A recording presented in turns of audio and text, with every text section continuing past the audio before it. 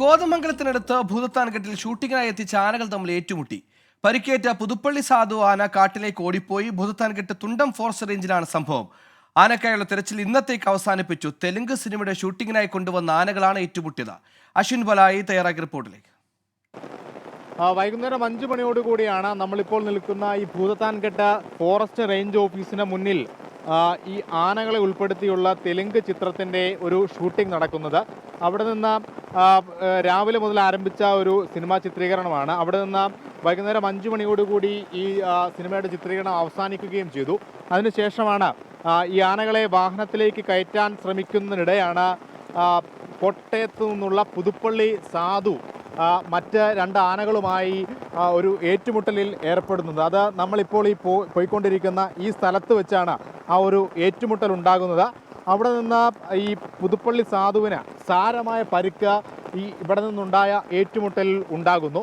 പിന്നീട് ഈ കാണുന്ന വഴിയാണ് പുതുപ്പള്ളി സാധു ഈ ഉൾക്കാട്ടിലേക്ക് പോയത് എന്നുള്ളതാണ് ഫോറസ്റ്റ് ഉദ്യോഗസ്ഥരും നാട്ടുകാരുമടക്കം വ്യക്തമാക്കുന്നത്. ഇവിടെ നിന്ന് എവിടേക്കാണ് ഈ സാധു ഓടിയത് എന്നുള്ള കാര്യത്തിൽ ഒരു വ്യക്തതയും ഇതുവരെ ലഭിച്ചിട്ടില്ല. രാത്രി ഏകദേശം ഒരു 9 മണി വരെ ഫോറസ്റ്റ് ഉദ്യോഗസ്ഥരുടെയും ഒപ്പം ഈ പുതുപ്പള്ളി സാധുവിൻ്റെ പാപ്പാന്മാരുടെയും ഒക്കെ സാന്നിധ്യത്തിൽ കാട്ടിലേക്ക് കയറിയുള്ള തിരച്ചിലുണ്ടായിരുന്നു.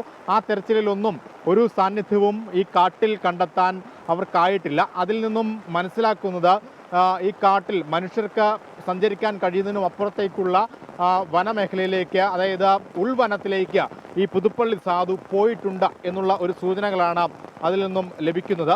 എന്തായാലും നാളെ പുലർച്ചെ 6:30യോടുകൂടി പുതുപ്പള്ളി സാധുവിന് വേണ്ടിയുള്ള കൂട്ടമായ തെരച്ചിൽ പോലീസിൻ്റെയും ഫോറസ്റ്റിൻ്റെയും ഒപ്പം ഈ പുതുപ്പള്ളി സാധുവിൻ്റെ പാപ്പാന്മാരുടെ ഒക്കെ സാന്നിധ്യത്തിൽ ആ തെരച്ചിൽ പുനരാരംഭിക്കും. അതിലൊരു ശുഭസൂചന ആനയെ തിരികെ കണ്ടെത്താനുള്ള ഒരു തീരുമാനത്തിലേക്കൊക്കെ, അല്ലെങ്കിൽ ആ ഒരു സാഹചര്യത്തിലേക്കൊക്കെ കാര്യങ്ങൾ പോകും എന്നുള്ളതാണ് മനസ്സിലാക്കുന്നത്.